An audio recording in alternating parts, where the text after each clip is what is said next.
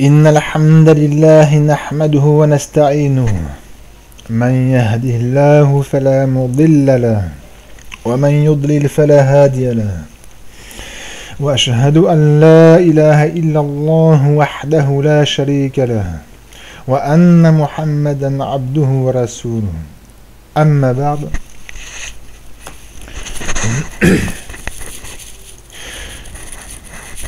Donc nous commençons Inch'Allah par ce cours qui est le 4e cours, donc la 4e cassette, le 4e audio, dans le recueil des petits épîtres du Cheikh Mohammed bin Abdul Wahhab rahimahullah qui s'appelle Al-Wajibat Al-Mutahattimat Al-Ma'rifah ala kulli muslimin wa muslima. Et nous sommes maintenant au deuxième épître, au deuxième petit livre qui s'intitule Asluddin wa Qa'idatuhu Amran, que l'on pourra traduire par la base de la religion et sa règle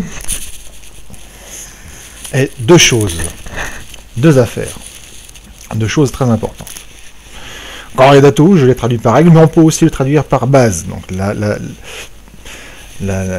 on va dire Asluddin, le fondement de la religion, ou encore Qa'idatuhu et sa base sont deux choses, ou sa règle sont deux choses. Et la petite risala, le petit message donc du cher Mohammed bin Abdul Wahhab rahimahullah ici se tient en deux lignes, en deux phrases, encore plus court que celle qu'on a vue avant, et qui est la base, donc la base même de la religion, sur ce quoi la religion est basée, d'accord? C'est le fondement même. Et donc ici, nous allons pouvoir découvrir, comme je l'avais dit la dernière fois, ce qu'est l'essence même de la da'wa du cher Mohammed ibn Abdul Wahhab rahimahullah, ainsi que la da'wa du prophète Mohammed sallallahu alayhi wa sallam, qui est aussi l'essence même de la religion d'Allah azza wa jal, qui est ici. Donc nous commençons. Al-awwal est al-amr awwal, la première chose, la première affaire de la base de la religion. C'est quoi? Al-amru bi'ibadatillahi wahdahu la sharika lah. C'est l'ordre d'adorer Allah azza wa jal seul, sans associer. Donc c'est le tawhid al-uluhiyya, qu'on appelle aussi le tawhid al-ibada. D'accord? Al-ibada par rapport à l'action de l'esclave envers Allah azza wa jal, l'uluhiyya par rapport à Allah envers ses esclaves. Donc l'amru, c'est l'ordre, donc c'est un ordre, une obligation d'adorer Allah azza wa jal seul, wahdahu, la sharika lah, sans rien lui associer. Mais ce n'est pas seulement que ça. La première chose, d'accord, ça implique autre chose, wa tahridu ala dhalik, et le fait d'inciter à ceci, d'appeler à ceci avec insistance. Troisième chose qui arrive, wal muwalatu fi, et l'alliance dedans, c'est-à-dire qu'on doit s'allier avec les croyants, avec ce qu'on appelle les muwahhidoun, ceux qui font le monothéisme, ceux qui n'adorent Allah azza wa jal seul, sans rien lui associer. Et après, et tenez-vous bien, c'est par ceci que va clôturer le cheikh Mohammed Wahhab rahimahullah la première affaire, wa takfir man taraka, et faire le takfir de celui qui l'a laissé. Qui a laissé quoi? Qui a laissé l'adoration à Allah azza wa jal seul. Celui donc qui a délaissé ceci et qui a adoré autre qu'Allah azza wa jal, il faut faire son takfir, comme a dit le cheikh Mohammed ibn Abdul Wahhab rahimahullah. Je dis ici parce que les mots sont très clairs. D'accord? Les mots qui sont utilisés par le cheikh Mohammed ibn Abdul Wahhab rahimahullah sont très clairs. Je répète, wa takfir, et le takfir, wa takfir man tarakahu, et faire le takfir de celui qui l'a délaissé, qui a délaissé cette chose, c'est-à-dire quoi cette chose? Cette affaire, le fait d'adorer Allah azza wa jal seul. Donc nous sommes ordonnés de faire le takfir sur ceux qui adorent autre qu'Allah azza wa jal, que ces personnes qui adorent Allah azza wa jal soient autres que la religion de l'islam, comme par exemple les chrétiens qui adorent Jésus alayhi salam, ou les juifs qui s'adorent entre eux, notamment les rabbins, ou que ce soit les bouddhistes ou n'importe quel autre, ou même une personne qui se prétend de l'islam, qui s'affilie à l'islam et même qui prononce voilà, la shahada et autres, mais qui va adorer autre qu'Allah Azza wa Jal, il y a un takfir à faire sur eux, sur tous. Et là, je veux bien faire comprendre, Inch'Allah, une chose.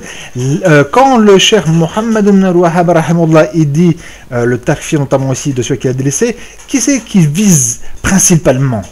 Il vise ceux qui étaient autour de lui dans la péninsule arabique, c'est-à-dire ceux qui s'affiliaient à l'islam, d'accord, ceux qui se prétendaient musulmans, et il faisait le takfir de ceux qui se prétendaient musulmans et qui allaient sur les tombes adorer les personnes qui étaient dans les tombes, notamment, ou autres, ils faisaient d'autres adorations, comme c'est encore le cas de nos jours, ou il y a d'autres formes d'adoration, comme je vous ai expliqué la dernière fois, avec le fait de légiférer par autre que la loi d'Allah, comme le prophète sallallahu alayhi wa sallam a dit dans le hadith, tilka ibadatuhum, ceci est leur adoration. Pourquoi? Parce qu'ils faisaient ce qu'on appelle al-istihlal, ils rendaient halal ce que Allah a rendu haram, et l'inverse. Nous y reviendrons plus tard en détail, Inch'Allah.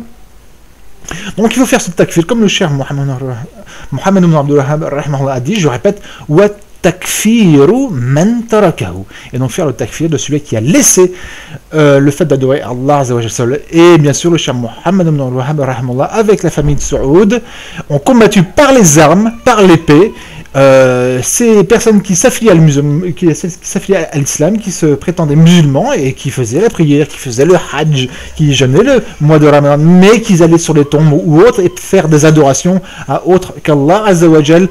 Eh bien, le cheikh Mohammed les a combattus par l'épée jusqu'à en tuer et en faire aussi une ghanima, d'accord, à prendre le butin.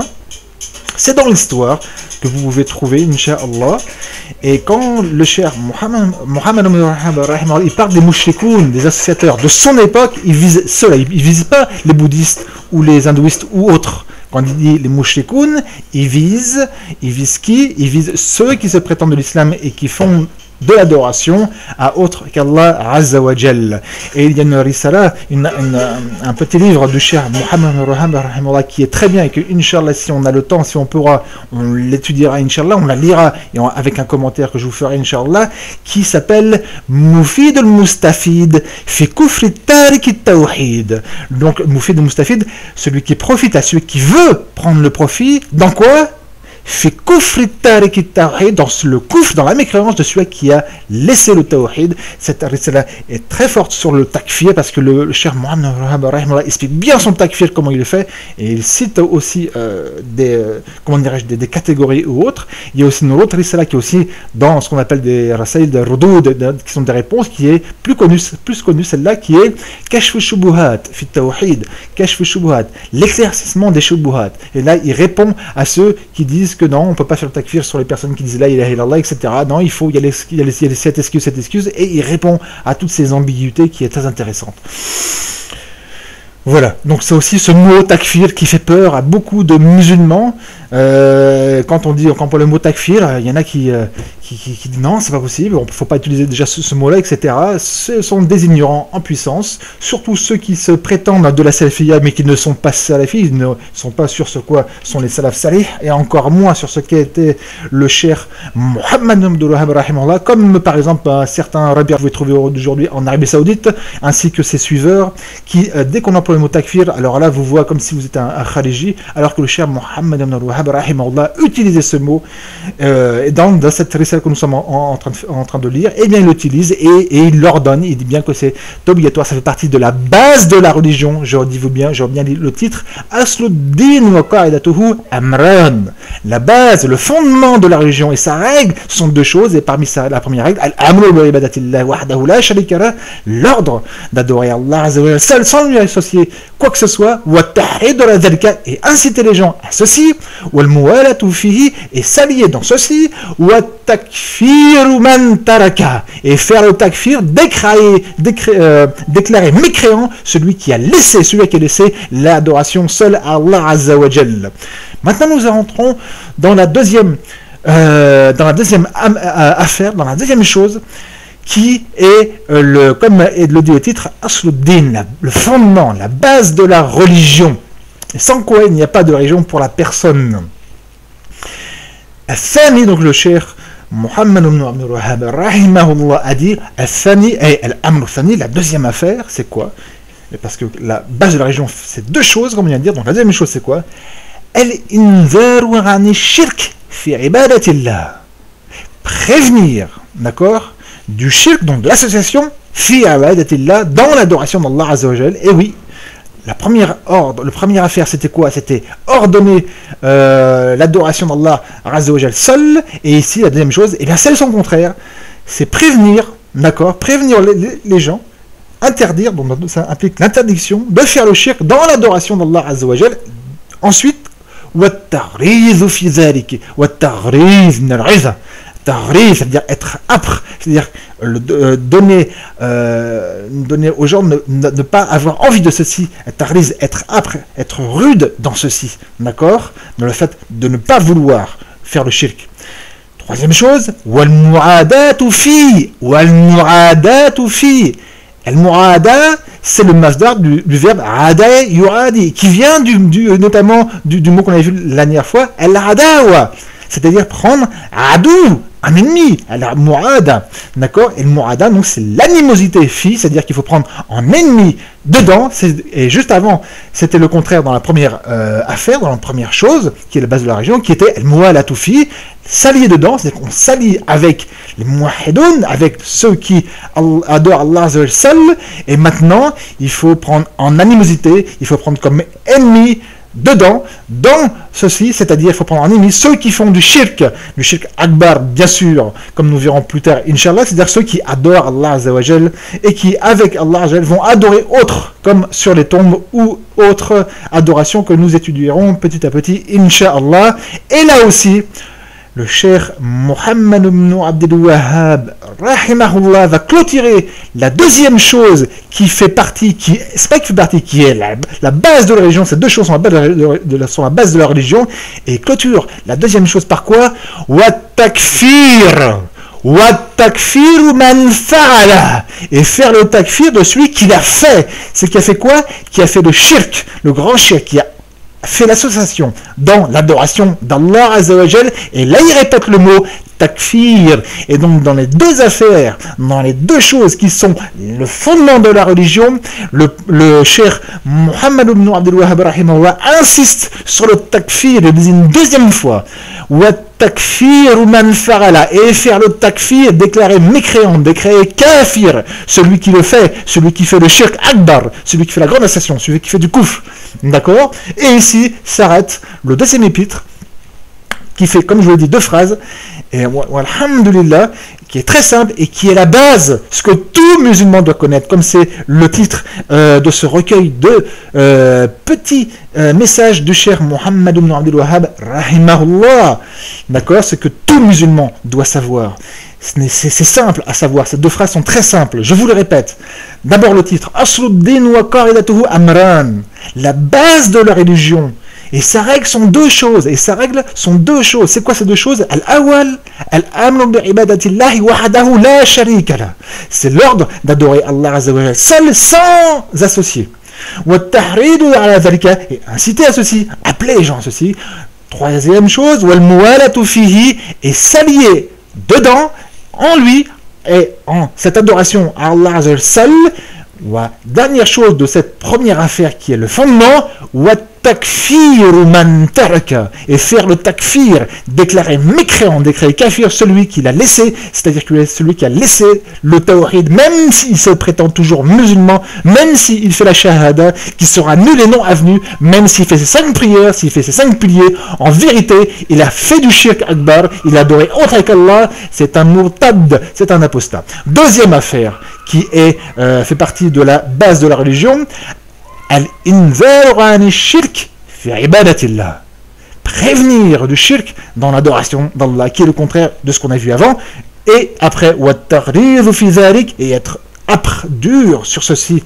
Donc, donner aux gens envie de ne pas faire cela.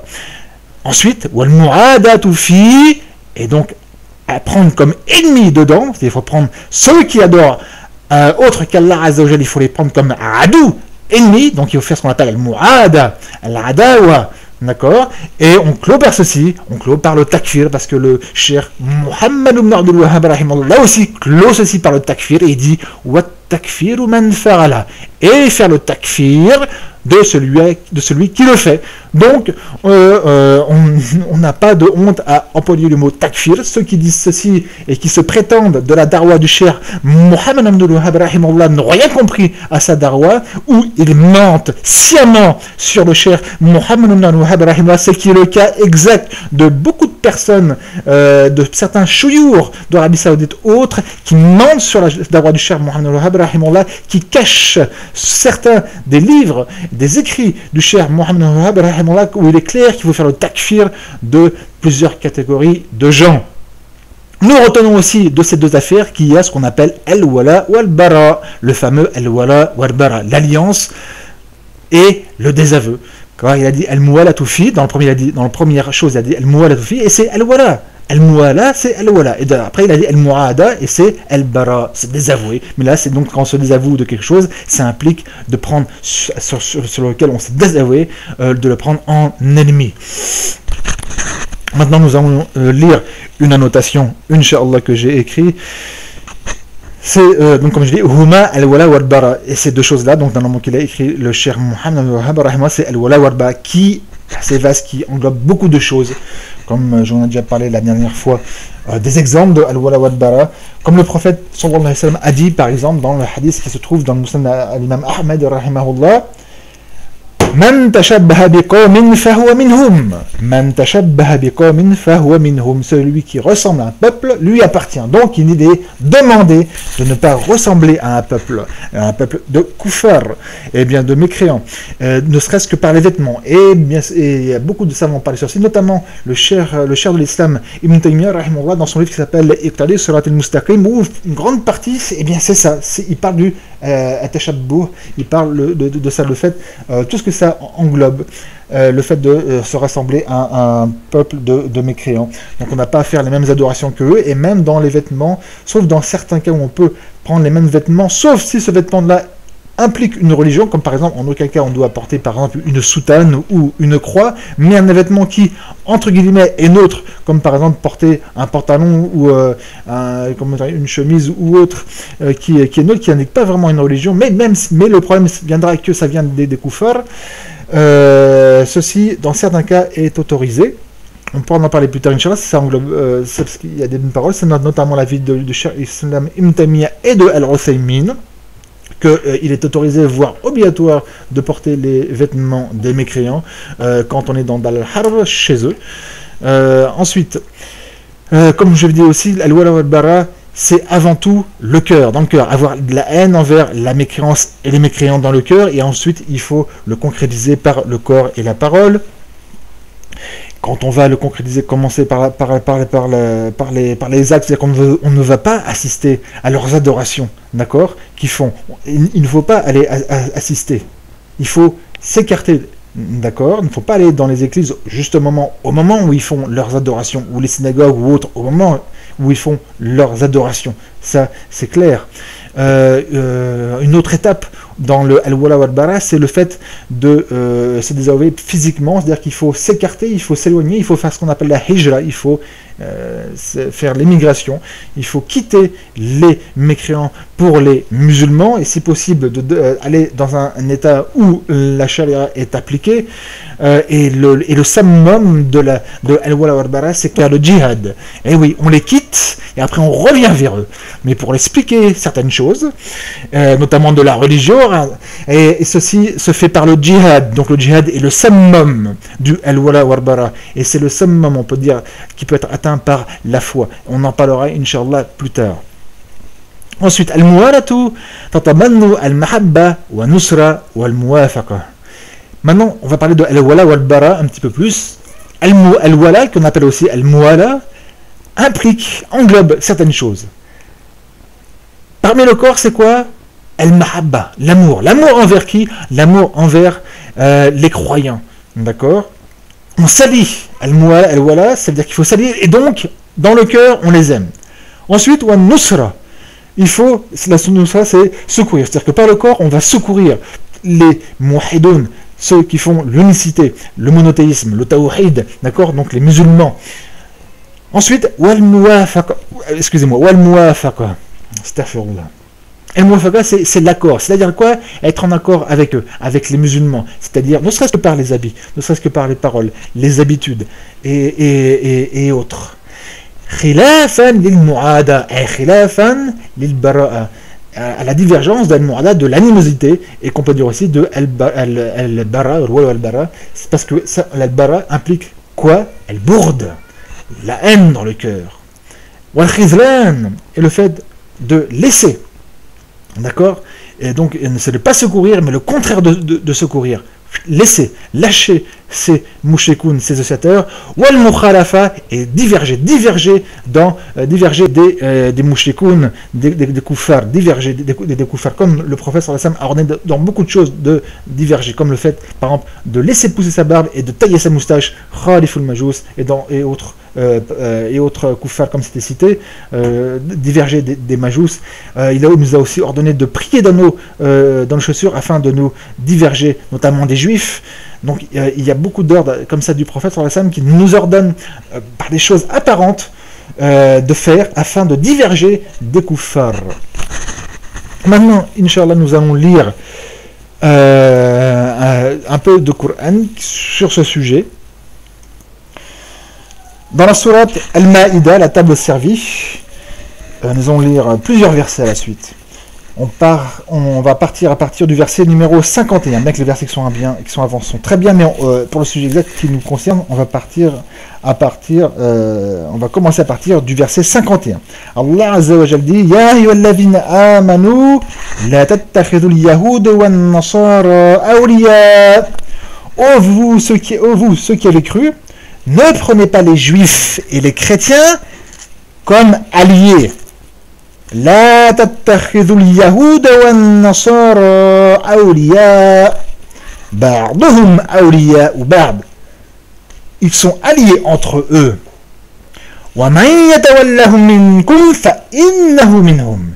Et celui qui parmi vous s'allie à eux, alors il fait partie d'eux. Donc il n'est plus musulman. Inna Allah la yahdi al-qawma adh-dhalimin. Certes, Allah ne guide pas le peuple qui est injuste. Et on verra, Inch'Allah, quand on va étudier bientôt, bi'iznillah, les 10 annulations de l'islam, une annulation de l'islam qui est le fait de secourir les mécréants contre les musulmans, et le cher Mohammed va utiliser ce verset. D'accord? Donc on va étudier, Inch'Allah, plus en détail, le kufr, ridda, l'apostasie, la mécréance qu'on peut avoir quand on s'allie aux mécréants. Par rapport à ça. Pour être précis, juste après on va demander un détail, concrètement c'est quand une personne qui se dit toujours musulman, même s'il prie, il fait le hajj, il peut faire ce qu'il veut, il rentre dans les rangs, vous entendez bien, il rentre dans les rangs d'un peuple de mécréants et il va combattre un peuple musulman. Ceci est un koufr en lui-même, même s'il dit que c'est haram, même s'il reconnaît que c'est un péché, c'est du koufr. Ceci est du koufr. C'est un murtad. Donc vous savez, ceux qui vont en Afghanistan et qui se présentent toujours musulmans, ce sont des murtadoun, ce sont des apostats. D'accord? Nous étudierons ça, Inch'Allah, un peu plus en détail plus tard. Ensuite, Allah Azza wa Jalla a dit: Fatara alladhina fi qulubihim marad yusari'una fihim yakuluna nakhsha an tusibana da'ira. Alors tu verras ceux qui ont dans leur cœur une maladie. Donc, à partir de maintenant, je vous ai donné des indications. Quand dans le Coran, on parle de ceux qui ont dans leur cœur une maladie, c'est qui ces gens qui ont dans leur cœur une maladie? Dans le Coran, ce sont les munafiqoun. Pourquoi? Parce qu'Allah Azza wa Jalla a décrit les munafiqoun. Au début de la sourate Al-Baqarah, il a dit fi qulubihim marad. Et comme vous trouvez dans le Tafsir Ibn Kathir, vous trouvez ceci, Inch'Allah. Donc, chaque fois que vous trouvez dans le Coran le mot des personnes qui ont dans leur cœur une maladie, c'est qui les munafiqoun? C'est quoi les munafiqoun? Ce sont des personnes qui se disent musulmans, qui pratiquent l'islam, mais qui cachent en fin de compte leur mécréance. Ils sont soit athéistes, ils sont soit athées ou autres, peu importe, mais ils sont en vérité des mécréants et ils nous cachent à nous, les véritables musulmans, les croyants, qu'Allah nous met parmi les croyants, les véritables croyants, qu'ils sont en fin de compte mécréants. Et il y a une autre sorte de munafiqoun, ils pensent qu'ils sont mécréants, mais en fin de compte, ils ne savent pas qu'à l'intérieur d'eux-mêmes, en fin de compte, ils sont mécréants. Ils pensent être musulmans, vraiment, et ils font du koufr, mais ils ne sont pas aperçus qu'en fin de compte, ce qu'ils font, c'est du koufr, et qu'ils sont mécréants. Donc Allah Azza wa Jalla dit, et tu verras ceux qui ont dans leur cœur une maladie, qu'est-ce qu'ils font? Yusari'una fihim. Ils s'empressent d'aller vers eux, d'aller vers les mécréants, vers les chrétiens et les juifs. Regardez autour de vous, par exemple en France ou en Belgique, ce qu'au fond les Ikhwan, comme par exemple en France, en l'UEF et autres, sans même l'UEF ou la grande mosquée de Paris, avec leur koufr, avec leur kafir de le murtad que je ne citerai pas son nom, j'ai pas envie de le citer, mais tout le monde le connaît, celui qui se fait appeler le grand recteur de la mosquée de Paris. Lui c'est un murtad, d'accord? Sa loi, son hub, il est connu. Donc ces gens s'empressent vers les chrétiens et les juifs. Et ils s'argumentent d'une chose. Ils s'argumentent. D'accord? Ils argumentent avec une choubha, avec une ambiguïté qu'Allah Azza wa Jal nous a donnée. Et justement, il les a dévoilés. Là où Allah Azza wa Jal dit Yaqulun nakhsha an tusibana da'ira. Nous avons peur que nous atteigne un mauvais sort. C'est-à-dire qu'ils ont peur que s'ils ne prennent pas lier les juifs et les chrétiens dans certaines choses, eh bien, il va leur tomber un malheur sur leur tête et donc ils veulent prendre secours auprès des mécréants. Et regardez ce qui se passe en France ou même dans les pays, de pays que je dirais musulmans, où les musulmans sont majoritaires, d'accord?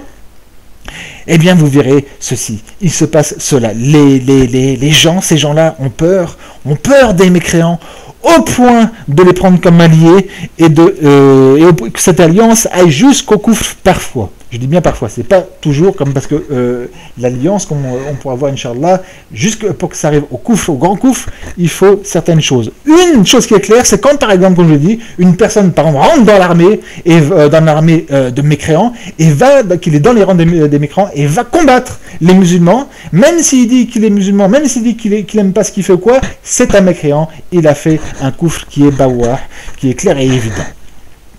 Ensuite, Allah Azza wa Jal dit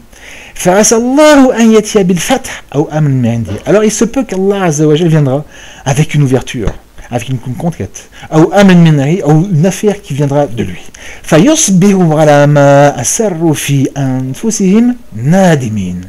ils deviendront, ces munafiqoun, ils deviendront quoi? Ce quoi ils ont caché à l'intérieur d'eux-mêmes, nadimin, ils le regretteront. Voilà, ils deviendront à regretter ce qu'ils ont fait, à prendre alliés ces koufars et qui les a en plus amenés dans le koufr. Et au pire, au dernier moment, s'ils ne prendront pas regret, s'ils ne goûteront pas au regret dans cette dunya, eh bien, ils le regretteront amèrement le jour al-Qiyamah, Yom al-Qiyamah, le jour de leur réalisation, car là, ils iront en enfer éternellement. Wala'iyadhu billah. Ensuite, Allah Azza wa Jal dit وَيَقُولُ الَّذِينَ آمَنُوا هؤلاء الذين أقسموا بالله جهد أيمانهم إنهم لمعكم. Alors, ceux qui ont cru disent, est-ce que c'est ceux-là, en parlant des munafiqoun, est-ce que c'est ceux-là qui jurent par Allah d'un jurement auquel il est dur de douter, jahda aymanihim, qui vraiment ils font des efforts dans leur jurement, comme quoi ils sont avec vous, comme quoi ils sont avec. Et oui, regardez ce que font par exemple les Ikhwan en Tunisie ou autre, qui ont pris le pouvoir. Ils vont jurer qu'ils sont avec les croyants. Ils vont jurer, ils vont dire non, nous on veut l'islam et le charia, et en fin de compte, ils mettent la démocratie. Vous comprenez, les koufars les utilisent pour mettre la démocratie, pour enlever la charia, pour enlever la loi d'Allah Azza wa Jal et mettre la loi du shaitan, la loi du tarout, pour mettre le tarout. Et ils les utilisent. Pourquoi? Parce qu'ils ont peur des mécréants. Ils n'ont pas peur d'Allah Azza wa Jal, mais ils ont peur des mécréants.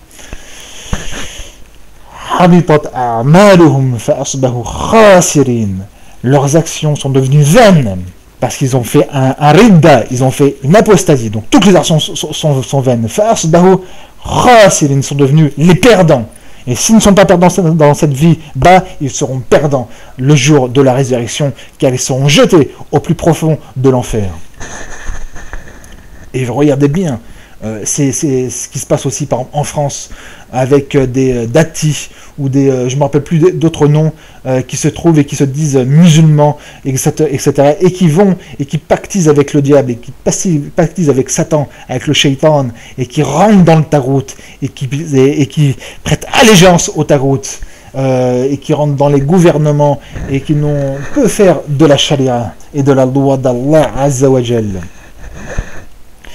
Donc Allah Azza wa Jal ensuite il dit Ya ayyuhalladhina amanu, ô vous qui avez cru, man yartadda minkum an dini, celui qui va apostasier parmi vous, an dinihi, de sa religion, bien que je pourrais dire par le mot qui revient par rapport au mot yartadda, du verbe radda, là c'est radda qui se retourne de sa religion, c'est-à-dire qui apostasie. Qu'est-ce qui se passera si jamais des musulmans apostasient, ils se retournent dans la religion, dès qu'ils rentrent dans le kouf, Allah il se passera ça, il le dit.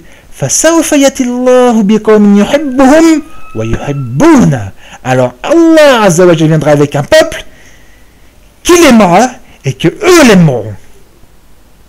Et après, dans ce verset-là, Allah Azza wa Jal, il va nous donner 4 caractéristiques de ce peuple que Allah aime et que ces gens-là aiment Allah. Et donc il faut avoir ces 4 caractéristiques pour faire partie de ceux que Allah aime et vraiment que leur amour est sincère et véridique envers Allah Azza wa Jal. Allah nous donne ces 4 caractéristiques à avoir et je demande à Allah Azza wa Jal qu'il nous accorde ces 4 caractéristiques. On commence. Azillatin alal mu'minin, humble. Envers qui? Alal mu'minin, envers les croyants. A'izzatin alal kafirin, dur, puissant sur les mécréants. Dans un autre verset, dans la sourate Muhammad, qui s'appelle aussi sourate al-Qital, la sourate du combat, d'accord, armé, Allah Azza wa Jalla dit ça. Muhammad Rasulullah, Mubtada Khabar, Muhammadun Rasulullah. Muhammad est le messager d'Allah. Walladhina ma'ahu, et ceux qui sont avec eux, Ashidda al-Kuffar, sont durs. Ashidda, Shadid, le père de Shadid, sont durs sur les Kuffar. Ruhama ou baynahum. Et ils sont, Ruhama, c'est le père de Rahim, et ils sont miséricordieux entre eux. Et ça, c'est en fin de compte, on retrouve quoi? Al-Wala ou Al-Bara, l'alliance et le désaveu. S'allier avec les croyants, avec les musulmans, et se désavouer des mouchikoun. Première caractéristique, Azillatina al-Mu'minin, humble avec les croyants. Puissant sur le mécréant. Troisième caractéristique, écoutez bien, Yujahiduna fi sabilillah. Ils font le djihad dans le chemin d'Allah Azza wa Jal. Yujahiduna fi sabilillah. Quatrième caractéristique, Wala yakhafuna lawmata la'im. Et ils n'ont pas peur du blâme de celui qui blâme.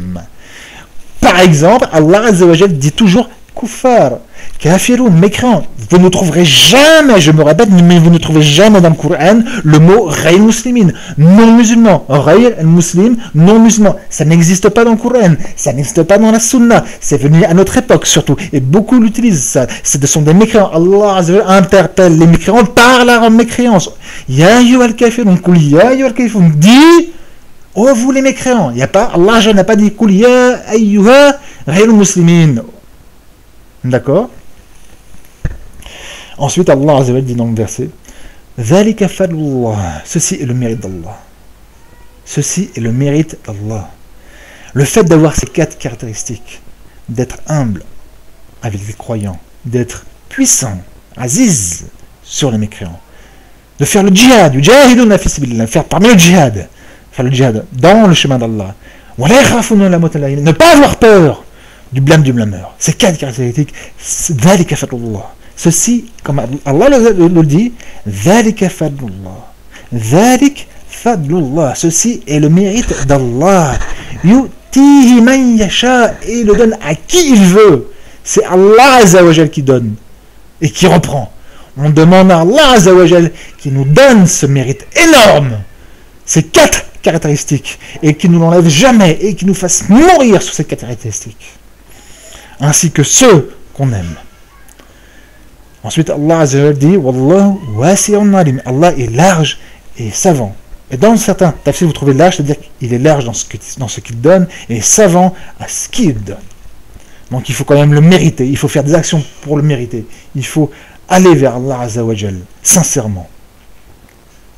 Ensuite, Allah Azza wa Jalla dit Innama waliyukumullahu wa rasuluhu walladhina amanu alladhina yuqimuna as-salah wa yu'tuna az-zakah wa hum raki'un.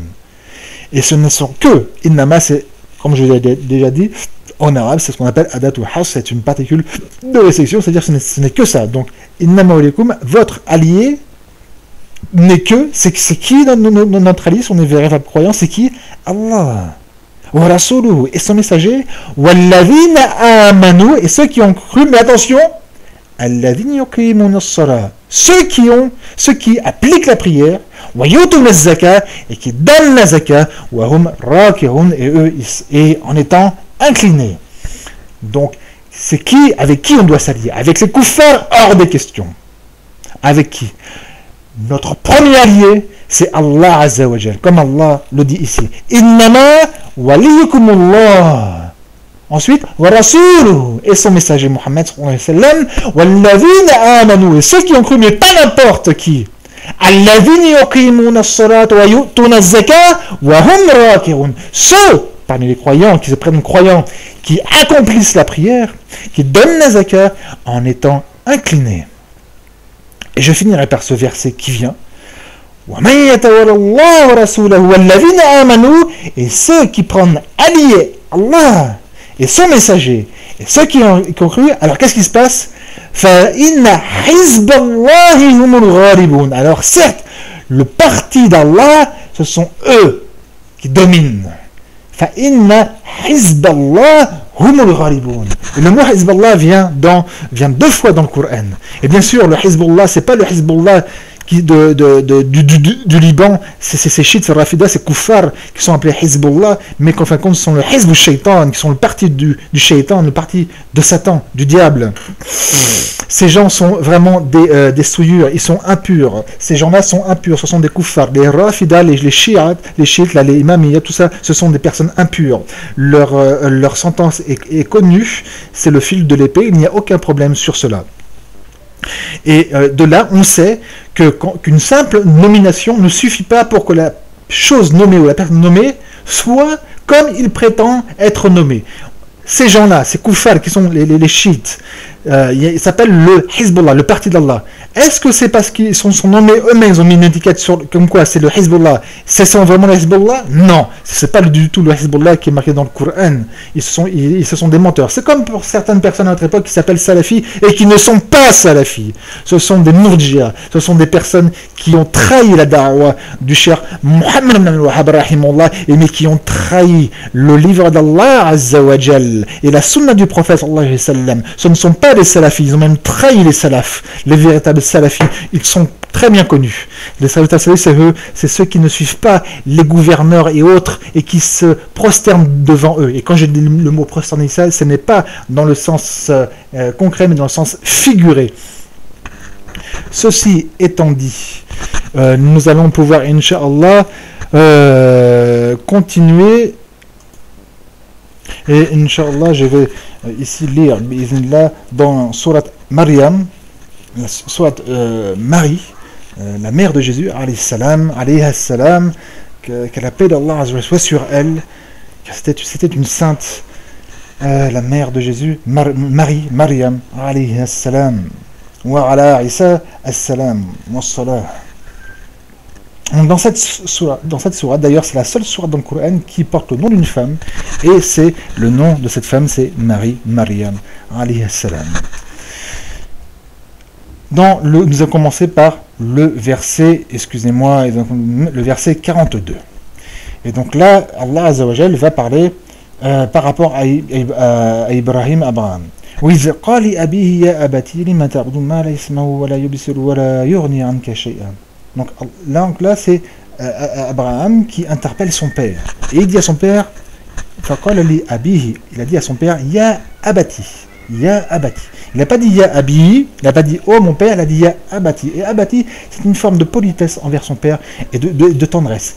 Alors que, comment dirais-je, son père était un mécréant, était un mouchrik, et qu'il combattait la religion d'Abraham. Et comme je l'ai dit la dernière fois, il faut savoir que certaines personnes, même si ils nous combattent dans notre religion, il faut avoir un bon comportement dans le sens, il faut toujours faire d'efforts pour être agréable. Et c'est qui? Eh ben, c'est le père et la mère. Donc Abraham, et comme on l'avait déjà dit avant, il y a un bon comportement dans Abraham et ceux qui étaient avec eux, quand ils ont dit à leur peuple, Inna bur'a'u minkum mimma ta'budun min dunillah, et nous sommes innocents, nous sommes innocents de ce que vous adorez, de vous et de ce que vous adorez. Et jusqu'à la fin du hadith, du verset, comme je l'ai dit la semaine dernière, la dernière fois, et que nous le relirons en entier, Inch'Allah, ce verset. Et malgré ça, comme je l'ai dit, voilà comment parle Abraham à son père. Ya abati, lima ta'budu ma la yasma'u wa la yubsiru. Pourquoi tu adores ceux qui n'entendent pas et qui ne voient pas? Wa la yughni anka shay'a, et qui ne te profitent pas et qui ne te profitent en rien. Et dit ça, donc on comprend avec douceur. Ya abati. Oh papa. Et après il continue. Ya abati. Comme je dis, il dit pas ya abi. Il dit ya abati. Oh papa. Inni qad ja'ani min al-ilm. Certes moi, m'est venue une science. M'est venue, excuse-moi, la science. Ma lam yatika. Ce qui n'était pas venu à toi. Fattabi'ani. Alors suis-moi. Et je te dis, et ceci fera en sorte que je te dégraisse vers un chemin droit. Ya abati, oh papa, la ta'budi shaytan, n'adore pas le shaytan, n'adore pas Satan. Inna shaytan kana lirrahmani asiya. Car certes, le shaytan, le Satan, est pour le Rahman, le tout miséricordieux, et Allah, asiya, est un désobéisseur, il n'arrête pas de désobéir. Et il poursuit Abraham. Ya abati, inni akhaf. Oh papa, j'ai certes peur. An yamassaka azab, à ce que un châtiment te touche. Vous comprenez, Abraham, il a peur pour son père, il a de la tendresse. Il a peur pour ce que son père rentre en enfer. An yamassaka azabun minar rahman, à ce que un châtiment te touche. Et ce châtiment vient de qui? Et là, Abraham, il n'a pas dit min shadil al-azab, de celui qui est dur en châtiment, mais il a dit min ar-rahman, de tout miséricordieux. Vous comprenez, il adoucit sa parole. Il aurait pu dire, pour faire peur à son père, azabun min shadil al-azab, nam shadil al-iqab, de celui qui est dur en punition, d'accord, comme on le trouve dans le Coran, qui est un des noms d'Allah. Mais là, il a utilisé ar-rahman, un châtiment qui vient du tout miséricordieux. Fatakun shaytan waliya, alors tu seras, à cause de ceci, oh Satan, un allié. Qal. Et là, le père de Abraham, il a dit ceci. Qal.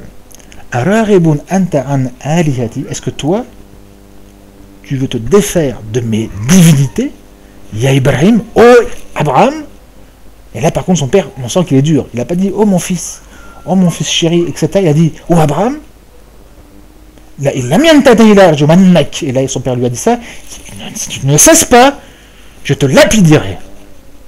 Warjourni Maria.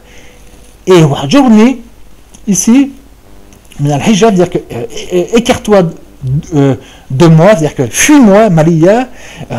Maria, veut dire c'est une période très longtemps. Va-t'en de moi, que je ne te vois plus pendant très longtemps. Donc elle a été très dure.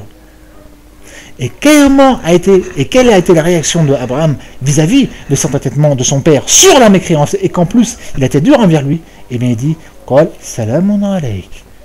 Abraham a dit à son père, salamun alayk, qu'une paix soit sur toi. Sa'astaghfiruka rabbi, je demanderai pardon pour toi à mon Seigneur. Innahu kanabi hafiya, certes lui, mon Seigneur, est pour moi. Hafiya est généreux. Ensuite, il a dit Abraham, et là on retrouve en fin de compte, après, parce que là il a fini de parler à son père, et maintenant il veut parler à son peuple, et là on trouve ce qu'on avait vu la semaine dernière, le cours dernier. Et je m'éloigne de vous, donc là il va faire la hijra, je m'éloigne de vous, et de ce que quoi vous invoquez en dehors d'Allah. Donc c'est pas seulement votre kouf qui est là, le fait d'invoquer en dehors d'Allah, mais c'est de vous-même que je vais donc m'éloigner, m'écarter, faire la hijra, faire l'égir, émigrer, quitter. Wa ad'u Rabbi, et j'invoque mon Seigneur. Asa an la akuna bi du'a'i Rabbi shaqiya, il se peut que je ne sois pas malheureux par l'invocation de mon Seigneur, que j'aurai envers mon Seigneur. C'est que Abraham, malgré que son père l'avait menacé de le tuer en le lapidant et a été très dur avec lui, il est resté poli avec lui, et pas seulement que poli, mais respectueux, et on peut sentir aussi une certaine tendresse envers son père, et ça c'est spécifique envers le père et la mère. Inch'Allah, nous nous arrêtons ici, nous continuerons bi'idhnillah azza wa jal dans le cours prochain, il reste très peu, donc nous finirons Inch'Allah le cours bientôt. Subhanakallahumma wa bihamdik, la ilaha illa ant, astaghfirullah wa atubu ilayh.